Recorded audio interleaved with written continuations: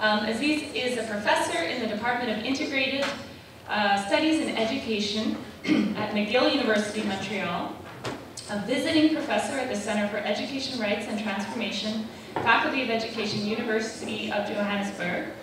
He is the author of Learning Activism, the Intellectual Life of Social Movements, and that's forthcoming.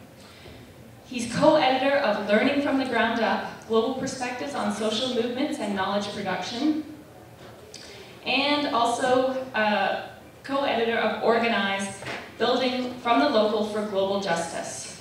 So without further ado, we're going to turn it over for a sort of fireside chat or crooning session, if he chooses to sing. We'll turn it over to Aziz.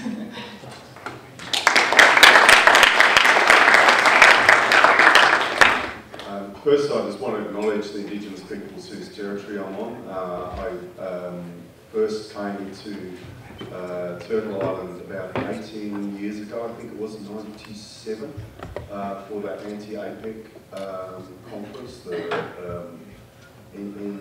People's Summit on APEC in 1997. And so there's an interesting kind of, I guess, thinking about, you know, what's old, what's new, and sort of returning to Vancouver to think about some of the struggles that were going on then and some of the struggles that continue to go on now, and that sort of historical continuity. I also want to thank the organisers for this conference. I know it's a lot of work pulling something like this together, and I think one of the things I was really impressed with was the real attempt to bring together people from front lines of Indigenous struggles here, and also people who are involved with other forms of resistance to, well, the title of the conference is The State of Extraction. Maybe we'll get into some words in a little bit.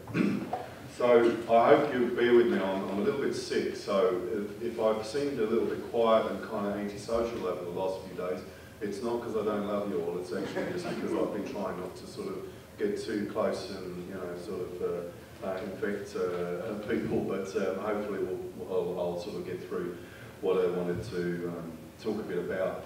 And I suppose in a sense, well, that's my kind of official academic bio, which is fine, and that's true, that's what I do. But when I was here in 1997, for the first time, I didn't have academic qualifications. I was an activist and an organiser in Aotearoa, New Zealand, and came here and remember very vividly being in some sessions in this big, what we came to talk about as being the NGO Olympics, these big sort of alternative summits at the time of the free trade, the sort of ministers' meetings, the prime ministers' meetings here, and got the plane a little bit kind of out of it. We're a bit out of it now because of sickness, but then out of it because of jet lag and travel across the Pacific, and was in a workshop on corporate control, corporations run by a Canadian non-governmental organisation and a US one. And I asked why it was that nobody was talking in this workshop about what was going on in Indigenous territories in this place, in the Lubicon Cree territory, in other places, as people were talking about Indonesia, and companies in China, and companies in different places, but there was no real openness in that space to talk about or raise issues and say that in fact the same policies and the same processes of colonialism, of so-called free trade, free markets that we were talking about internationally were happening here in this territory and having similar kinds of impacts. And it was interesting to think about that time and how at that time and place, to be raising those kind of issues and concerns was sort of seen as being kind of like, well, yeah, okay, that's very nice, but can you? So I mean, I'm still working through, you know, what's new, what's old, what's different, what's changed in the last 20 years or so. But I do think that words are really important. And I was thinking yesterday when a sister stood up and talked about extraction being more than just about oil and gas and mining, that yeah, I mean, for sure, we're in a room that's called Fletcher Challenge, Canada Theatre, And about 25 years ago in Aotearoa, 23 years ago I think it was, we had visiting folks from Mapuche territory and also from territories here, Indigenous territories here, who were linking up with Māori, with the Indigenous peoples in Aotearoa, around what Fletcher Challenge was doing on their territories. And so it's kind of an interesting one to be in a theatre, in a room where, and I know there's other places here at Simon Fraser that are named after all kinds of lovely corporations like Barrick Gold and other ones too, to think about what that actually means for these kind of spaces and places in universities and public universities too, and what we do about that for people who are in universities. The other thing I think is this word extraction, because I remember back in those days of the anti-globalization movement or the anti-free trade movement that became the global justice movement, that there were a lot of critiques about the word globalization and whether that was actually something that was helpful and something that got at the processes and the, you know, the sort of the bigger picture questions that drive a lot of the things that people have been talking about and people have been struggling and are struggling against in this conference and in this space. And again, I think that, and this has been raised before by a number of people over the last few days, that words like imperialism and capitalism and colonialism lead us to think about, I think, not only sort of academic or theoretical ways of thinking about oil and mining, oil, gas mining corporations and their impacts and those kind of things, but also strategically how we fight and what we do. And one of the other things, I guess, to sort of lead into perhaps this notion of expertise. I was in an earlier session today where somebody was talking about expertise, and I think that for me, a lot of people actually really have expertise of people who are in the struggles themselves, and the knowledge and the learning and the sort of the analysis that comes out of those struggles is often, I think, overlooked by researchers, both in academia and in non-governmental organisations, who've often had a much more kind of extractive relationship, if you like, with people on the ground.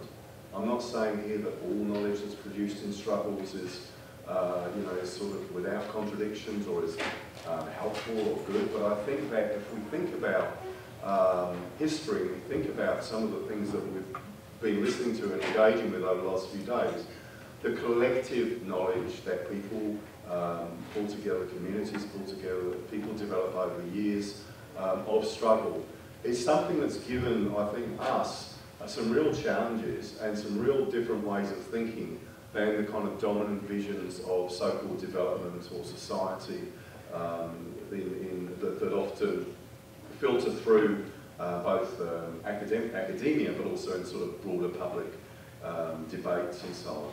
And I think here that, you know, I think about the ways in which in the last few years we've seen words, you know, coming through words, a lot of people are using the word decolonisation, and on a certain level I think that's very encouraging, but I'm often wondering, like, what do people mean when the rights, like when the self-determination of Indigenous peoples, for example, jurisdiction and title, fundamental questions about how countries, how states like Canada or New Zealand or Australia get imposed on nations, how those terms are being thought through and what that means in some of the academic stuff that I've been looking at.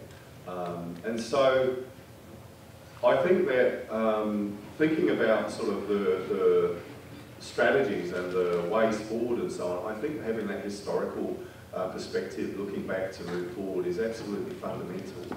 That, you know, thinking about how, for example, we actually engage with and look back to earlier periods of struggle and see what we can actually learn and dig out. And how we think about terms like research too, because I think a lot of research actually takes place in places that we aren't led to think that they actually would occur.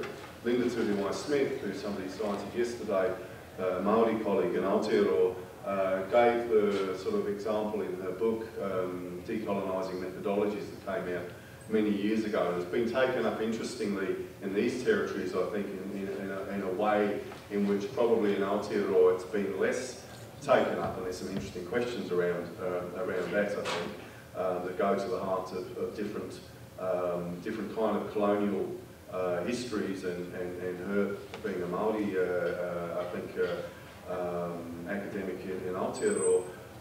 But Linda's work, I think, has offered some really interesting ways of thinking about research, and also points out things like, when research takes place in communities, in Indigenous communities, where if you actually look at the activities and things that people are doing, it kind of looks like research, but it's not necessarily validated as being research if you see how the dominant notions of research are understood in the academy or in broader society.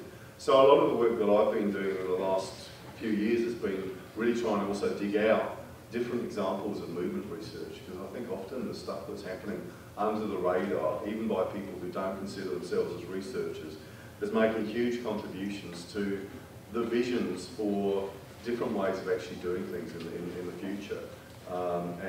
They're actually, I think, really fundamental to thinking about how we move, how we do move forward. I think one of the other things about knowledge and the politics of knowledge and struggle and learning is that there's an enormous amount of learning and knowledge and research that takes place in the course of confrontations. And there are some people here I think in Laurentian, for example, Gary Kinsman and George Smith, who were sociologists who done a lot of work about political activist ethnography. That's the sort of the school, if you like, of research that they've done a lot of work on, have talked about the ways in which those moments when you're up against the state or courts or those kind of state powers actually are really important for understanding how things work. That it's a different kind of entry point into understanding power, but a really important one that I think sometimes we need to listen to the experiences of people who in different ways have actually had that kind of analysis. I've always been curious as how, having lived in countries like Aotearoa and now in this place for a number of years, I've never really understood how the term democracy is used in these places, because they've been based on colonisation. I don't really understand that. I don't really understand what that means. And I think one of the things there is, again, if we think about the ways in which these states, these colonial states, have kind of repressed and exercised power through centuries, not just because of C-51 or the latest thing that's come through, long before Harbour was in power, and actually listen to the experiences of people who, and engage with and supported with experiences of people who have actually been targeted by those things. I think we learn a lot more than just about those individual or those collective, those experiences, but we actually learn something about state power and the nature of the state that we're in, and then hopefully also figure out some ways forward. The other thing I think is, in terms of strategies, is I'm a bit old school. I think that the only real ways to kind of build and contest power is to organise. I don't think, I'm in education and in a discipline that values a lot this idea of educating and saying that, oh, if only people are more educated, they'll be more aware and then things will change and so on. Yeah, that's nice. That's cool. It's just that, I mean, I don't know. I think that there are lots of people who are very quote-unquote aware, but it doesn't necessarily mean that they're people who are going to do something, who are going to join a struggle, who are actually going to figure out that there's something wrong enough with the situation that we're in that we actually all need to pull together and figure out how we move forward. And so I do think that we need to step back sometimes and maybe critically look at this idea, this notion of extraction and the notion of a state of extraction as being a new thing, because for me, colonial states and the countries in the so-called third world were set up through the process of colonialism as being states of extraction. I was talking with a comrade in Argentina earlier in the month, and I was telling him about this conference, and he said, "Oh yeah, that's Argentina from from colonisation to now, and just going through it, mines, soya, the kind of the list is endless and so on." And so again, to think about, okay, so how do we conceptualise what it is that we're actually what it is we're up against? How do we deal with the fact that we're not only talking about transnational corporations and companies now, but also with the financialisation of capitalism? We're talking about different kinds of capital, different kinds of power, which we kind of can't see in the same way as the headquarters of a TNC down the road. What do we do about that? What do we do about the fact that that impacts on just about every single kind of sector activity of capitalism right now? It includes land grabs, it includes the mining sector for sure. What happens with the fact that so many people who still have, if you do have, pension funds, those things are often invested into things that you kind of really don't know what that's all about. Where are they? What's going on with it? How do we develop strategies that also deal with the sort of the shifts or the kind of the ways in which capitalism has mutated? And I think the answers are coming from the sustained resistance of communities, around the world. There aren't nice, neat kind of, if we all go out and do these four things, colonialism will collapse overnight. That would be great, but I think the question really is, how do we build and maintain places where people can come together collectively in our different spaces, communities, learn, reflect and act together? And that can be in a lot of different kinds of ways. I mean, one of the kind of cool things and also frustrating things about conferences is, you bring lots of different people together, but sometimes you feel like, it'd be great to actually just be able to sit and talk and a few people, just have a much sort of less structured kind of thing and see what develops out of that. And I hope that from this conference at least, some of those, and I know that some of those things will just keep going anyway because that's what people do, but I hope perhaps there will be some new ways that people can find spaces and places where people can actually come together and learn, share, act. And I think that valuing and thinking about, if you like, the power of some people in my comrades in South Africa call it struggle knowledge, the relevance of knowledge that actually comes out of struggle, that isn't always it's often incidental. It's often stuff you don't see, it often happens under the radar. Maybe it's stuff that you don't even think of at the time as being learning, but can often have a really profound impact on our political, our activism, our thinking. And to not think about it as being this kind of idea that knowledge and knowledge production and ideas kind of happen somewhere up here in places like universities and all these government kind of institutes and maybe professionalised NGOs and those things, but actually that ordinary people think and can think things through a lot. And sometimes there's times where it's useful to bring together perhaps academics who have some specialised knowledge if they're committed to actually sometimes listening and shutting up and listening to what people have actually got to say, and finding ways that there can be some kind of alliances, collaborations. And we see some of that sometimes. We see that happening with some of the folks in this conference. But I think that academics also need to be a little bit humble, because for me, one of the things that put me off going to university for so many years was this kind of like, I've had this clever idea, I have this and I have that and so on. And yet when I think about, so many fields of study in universities, they've come out of collective processes. We don't know the names necessarily of all the people who are involved in thinking or acting or doing that raise that kind of, that idea or put those ideas forward and so on.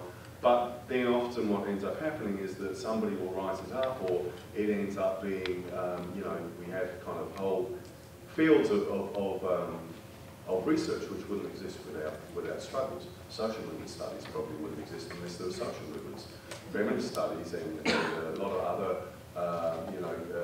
sort of fields, without the struggles on the ground of people, without the struggles of people in the universities too, those things wouldn't exist. So I think again, there's this question about knowledge and ideas and the relationship of knowledge and ideas to action, and really feel that there's a huge intellectual debt that people in universities and people in other places, I guess, more sort of professionalised spaces owe to those struggles, and we don't often acknowledge that.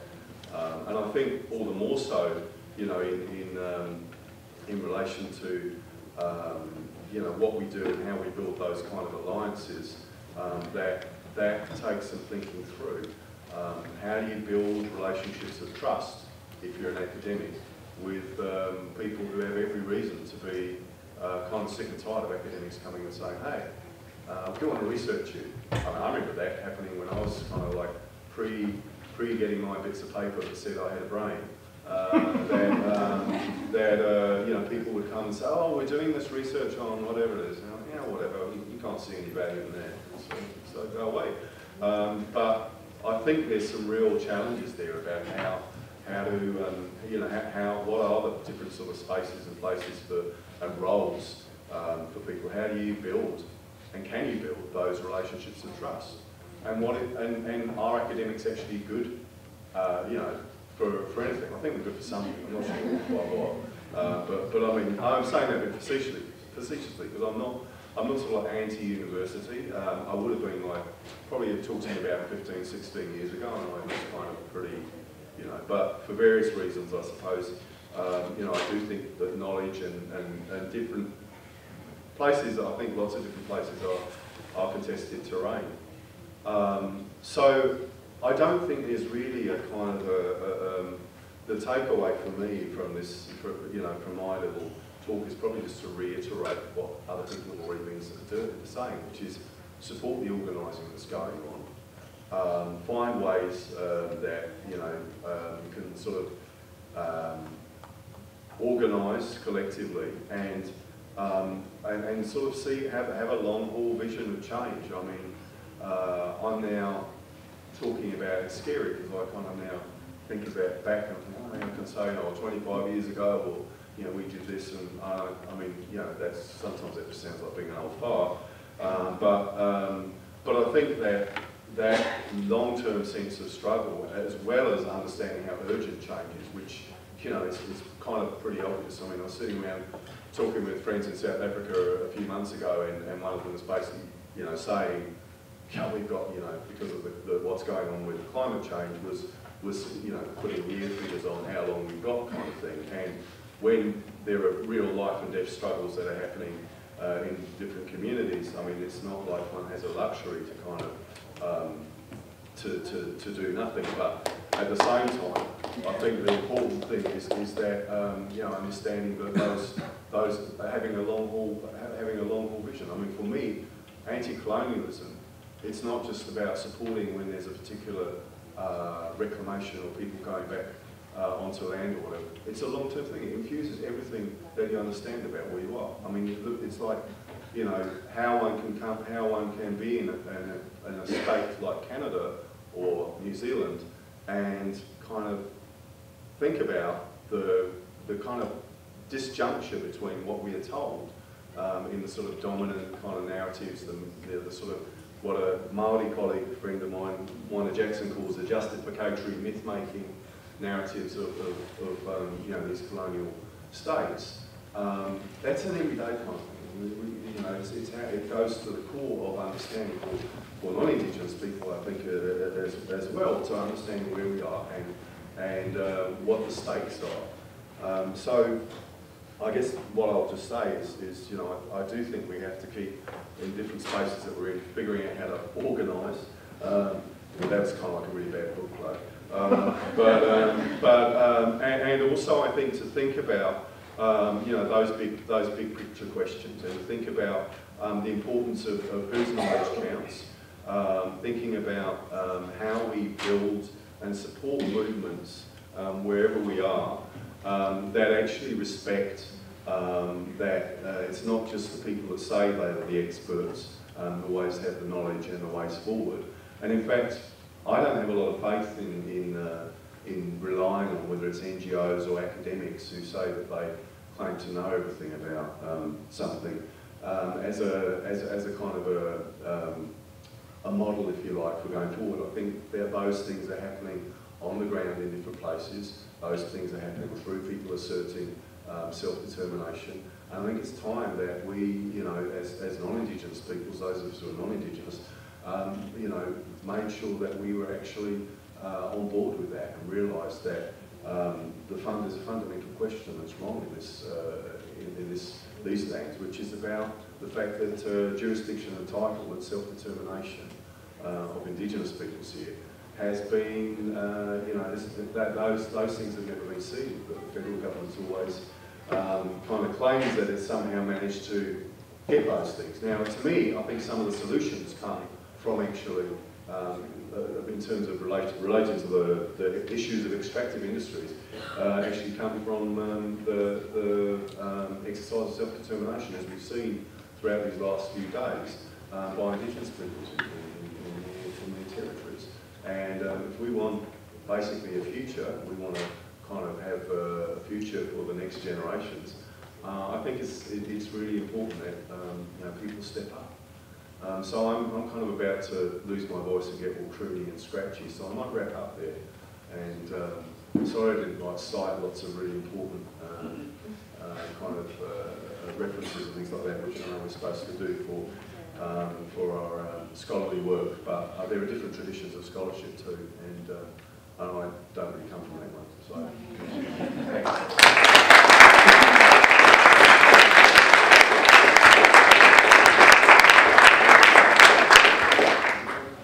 I'm going to walk this microphone back there for people to use for questions and get a different microphone for Aziz. I felt very, very rock star walking around there.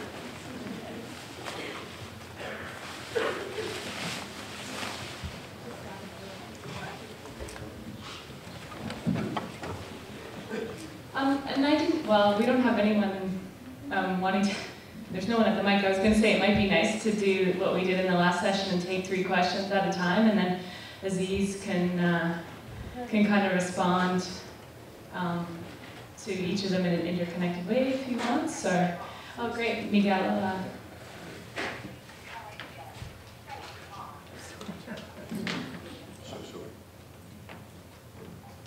Bueno, a mí gracias por la ponencia y por la claridad de sus palabras. A mí me parece muy interesante cómo nos plantea esta concepción del colonialismo. First of all, I just want to say thank you for your presentation, for the political clarity that you bring to it, and just comment just about the way in which we conceptualize colonialization. Es decir, nos plantea de fondo que nosotros somos entes mentalmente colonizados y entonces tenemos que hacer un esfuerzo por transformar en lo que ya nos formaron para tratar de trascender hacia el modelo que se nos ha impuesto. So first of all, how I understood what you presented is that we are colonized beings, and that we have to go through transformative process in order to then address the model that we're trying to fight. En esas circunstancias, organizarse no es una palabra fácil, ¿no? Es un proceso que requiere un esfuerzo más allá de los conocimientos, requiere un esfuerzo por tener una apertura al intercambio de los conocimientos. In this situation, to organize ourselves is nothing simple. It's not a simple act, it's a process, and one that goes beyond just educating ourselves and actually going through a change. Y trato de ligar esta ponencia con lo que veíamos o con lo que se discutía un poco en la mesa anterior, es decir, ¿dónde vamos a dedicarle tiempo a este fenómeno de la colonización? Si lo vamos a hacer, por ejemplo, desde esta ideología de los derechos, de la justicia, ¿no? Pidiéndole a la justicia que nos oprime, que nos deje de oprimir, o vamos a hacer una reivindicación desde la organización bajo un principio que está inmerso en esa palabra, que es juntémonos, que es hagamos comunalidad, que es reconstruyamos lo que tenemos que construir porque no existe. And I want to try to make a link between what you've just said and the earlier panel, in terms of how we're going to find space to really deal with this phenomenon called colonization. Are we going to do it from a framework of human rights and a justice system, appealing to an oppressive justice system that it stop oppressing us? Or are we going to organize ourselves through processes of gathering and through processes of reconstructing communality and community, and depending on what word you want to use, and processes that don't exist, and building those. Y entonces cuando hablamos de despojo, ¿no? Cuando hablamos del despojo territorial, estamos hablando del despojo de la vida, es decir, de nuestra comunalidad, pero también de nuestra individualidad. Y creo que aquí es el enfoque que nos plantean, o sea, cómo organizar para trascender a partir del ejercicio, ¿no? de lo colectivo, pero desde nuestra participación concreta, y quizá no abonarle tanto tiempo a la exigibilidad de los derechos, sino al ejercicio de los mismos. And when we're talking about territorial dispossession, we're really talking about dispossession of life, both in territorial terms, but also in terms of life itself. And so the question then becomes around organization. How do we organize ourselves in such a way to transcend this through collectivity in order to...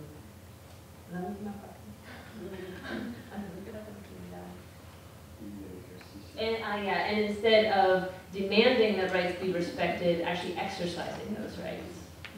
Entonces, mi pregunta sería un poco en ese sentido. ¿Cómo coincide la organización desde esta dinámica de trascender, ¿no? La imposición que tenemos, desde el ejercicio concreto de lo que implicaría la participación de cada uno de nosotros, justo para darle contexto a esta palabra que todo el mundo decimos, que suena fácil, que es organizarse, pero que sabemos que es realmente muy compleja. So just want to hear a little bit more about how you understand what it means to organize ourselves with the aim of doing this, of achieving, of transcending what's being imposed on us to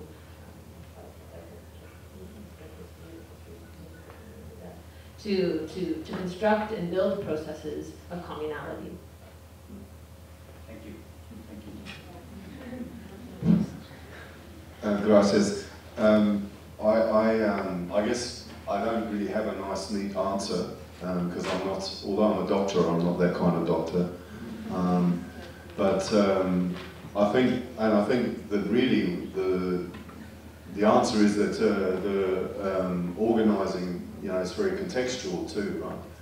So what works in one context is not necessarily going to work in another context, and sometimes there's a problem, I think, of thinking that everything is going to be, a kit set kind of model that we could all just follow and then everything's going to work out. My sense, I suppose, is that a lot of the different ways in which different people have organised has often come out of particular histories of organising and traditions within particular places, and so what might work or what might have worked or not in some of the stuff, for example, I've been involved in as an activist might not be hugely relevant for for struggles on the ground in your context. But I think that one of the one of the interesting things, I think one of the challenging things about thinking about struggles and organising is how we find out about different things that have worked, different experiences in different contexts, and sometimes that's a challenge because I think that often the practice of organising and the particularities of organising aren't necessarily things that get written up into books or maybe films or things like that. So I guess there's not really a nice, neat answer. I do believe though that you know, that change is a collective thing, and it does mean that we have to figure out ways that we can organise, you know, in our own places and contexts and communities, but then also figure out, okay, well, who are our allies and who can we actually work with? So yeah, I don't have a nice prescription, sorry. Thank you, and Samir? I'm lazy, so I thought I'd come here rather than go up there. Thank you so much for your talk, Aziz. I particularly agree with you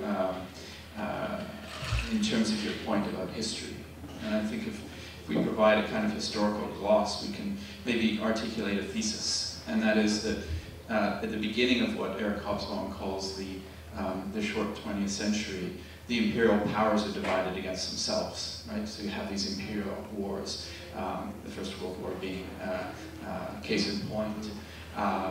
And at the time, the opposition, the anti-colonial opposition, which ends up forming into various national liberation movements, those are forces of unification. Because key to colonization is divide and conquer, right?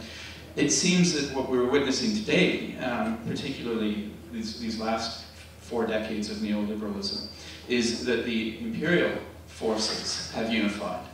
They've unified around neoliberalism, and they've sought to, quite successfully, I might add, impose that logic on the rest of the world. Whereas it seems at the same time that the opposition is really divided against itself. It seems to have embraced a logic of radical particularity, meaning, you know, my experiences are sui generis, they're distinct and specific, and they're not really translatable, right, into the languages of other struggles. That seems to be, if that's true, we're faced with quite a strategic organizational dilemma. And because you raised this question of organization and struggles on the ground, how do we take those local struggles and articulate them at some higher level? Which clearly, if we accept this analysis of neoliberalism and the way it's imposed itself globally, it is necessary. So yeah, interested to hear comments. What I could do is talk a little bit, I guess, in response to that question, Samir, about, I think it's relevant because the first time I came here, I was based in Aotearoa, New Zealand, and when we came up from, when some of us activists were travelling internationally around what was then to become the so-called anti-globalization movement, we weren't saying, oh, if this free trade agreement comes into play, this will happen in Aotearoa, because it already had happened. And we already had these kind of very radical domestic free market, free trade reforms called Rogernomics. You know, you had Reaganomics, well, Aotearoa had Rogernomics, and later Euthanasia, named after the finance ministers and various other folks. And I think what was really clear about making those local kind of global links was that because people had experienced in some shape or form some of the so-called reforms, the kind of free market capitalism that was, you know, deregulating, privatising, all of those things that was taking place since 1984, there was a way that we were trying really hard to make those linkages between the international processes, but also, and this is fundamental, to understand that in order to really understand what's going on right now, you have to understand the history of colonialism. You have to understand the fact that in the 19th century, in the context of Aotearoa, 1840 and so on, the Treaty of Waitangi and the colonisation by the British of Aotearoa, that the first wave of, if you like, commodification of land, of nature, separating people from nature, organising over, just trying to destroy collective title, imposing individual title, etc., etc. That happened a long time ago, and so to sort of see the strands of those processes playing out in a different kind of way in the 1980s, and to really sort of try and bring all of that stuff together. So that was kind of the way that we were really trying to articulate it in groups that I was part of, like Gap Watchdog and a few others, because we thought that well, first of all, we that was the analysis that we had, and we developed alongside Māori comrades who were very much at the forefront of developing that analysis. But also it connected up with the different kinds of processes that were starting to happen since 78, 79 and so on, of the structural adjustment policies of the IMF and the World Bank in the so-called Third World Global South. And to sort of try and, pull out those kind of connections and map that a bit. And I suppose that's some of the stuff that I think is really important, is to sort of figure out what are these processes, what's going on here, and how do we then understand that not only are we struggling in a specific context on the ground, but other people are struggling too, and are there ways that those struggles can actually come together and can support each other, whether they physically come together or not in some kind of space? Are there strategies that we can figure out that will target, whether it's transnational corporations or other kinds of capital? That was very much some of the stuff that was happening in the late 80s, early 90s, when we had, for example, Mapuche comrades coming through from their territories, trying to figure out, okay, well, what's this company all about, and how do we put pressure on it? Like the toxic tours yesterday, or like some of the things that we used to do back in the day, having these awards for the worst transnational corporation operating in Aotearoa every year, that was both a kind of popular education, but also a sort of way of trying to get people to keep in the public eye the fact that these were the processes that were going on. Let's name what's going on here, rather than just, we don't like this government. Let's talk about the fact that, we need to talk about transnational corporations, we need to talk about colonialism, we need to talk about capitalism, and we need to have those clear, I think, understandings of those processes. And I don't think that's an academic kind of exercise. I think that's something that a lot of ordinary people, because of our experiences, can figure out whether or not we have bits of paper that say that we're very clever.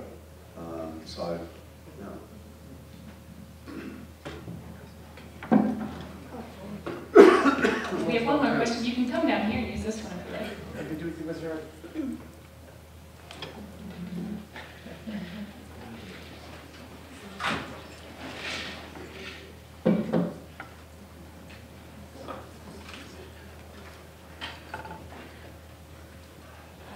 Thank you. I wondered, has anybody worked on the project of the legal project, I'm still hung up in that, of changing the definition of corporations so that they are not persons? Would that help us if that change had been made? Has anybody tried that futile task? I mean, there were, I remember back in the 80s or 90s, I think it was, there were people, I don't know about Canada, I remember there's a guy called Ward Morehouse in the States who was working on some of that kind of stuff, but I mean, it's stuff, I know people have worked on it, but I don't know whether, I don't know any details. Maybe somebody else has got, more to say about that. I'm not sure if it solves the problem of capitalism and colonialism, but, it's something.